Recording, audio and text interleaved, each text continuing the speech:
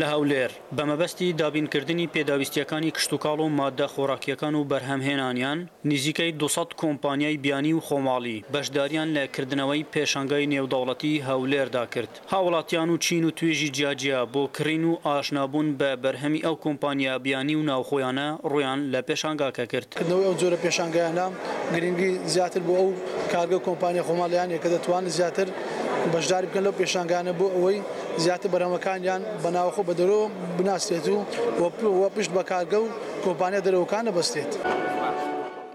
بەڕێوەبەر و سەرپەرشتیارانی بەشێک لەو کۆمپانیایانە دەڵێن نیشاندانی چەندین ئامیر و کەرەستەی کشتتوکاڵی و مادە خۆراکیەکانی ئەو کۆمپانیایانە بۆ بازرگانانی هەرێمی کوردستان زۆر گرنگە چونکە بەرچاویان ڕۆنتر دەبێت بۆ ئاڵۆگۆڕی بازرگانی و هێنانی بەرهەمی خۆراکی و ناساندنی بەرهەمە نێوخۆیەکانی هەرێمی کوردستان بە وڵاتانی دەرەوە.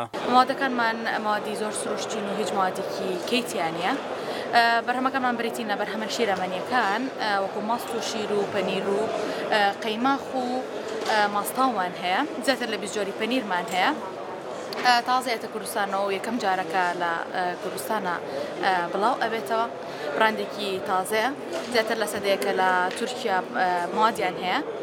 مادەکانمان زۆر سروشتین و هیچ مادێکی کەیتیانە بەتایبەت مادی حافزە کە ناکرێتەوە هیچ یەکێک لە مادەکانمانەوە. پێشانگاکە بۆ ماوەی 4 ڕۆژ بەردەوامی دەبێت و شارەزایانی کەرتی کشتتوکاڵیش پێیان وایە کردنەوەی ئەم جۆرە پێشانگایانە کاریگەری لەسەر جێبەجێکردنی پلانی کشتتوکاڵی حکوومەتی هەرێمی کوردستان دروست دەکات. زۆربەی کۆمپانیاکان لێرکوانە بە یەکدری ئاشنا نەبوون یعنی یەکدری ناناسن بەس لێرکوانەکە لە تەنیشتمانە لەو بەرینە یعنی زۆر لەگەڵ یەکدری ینی علاقاتمان باش بوو و لەگەڵ خەڵکیش زۆر باشترین شێوە ئاشنایی شەریکاتەکان و کۆمپانیاکان و هۆتێلەکان بووە. ئەحمەد جێباری دەنگی ئەمریکا هەولێر.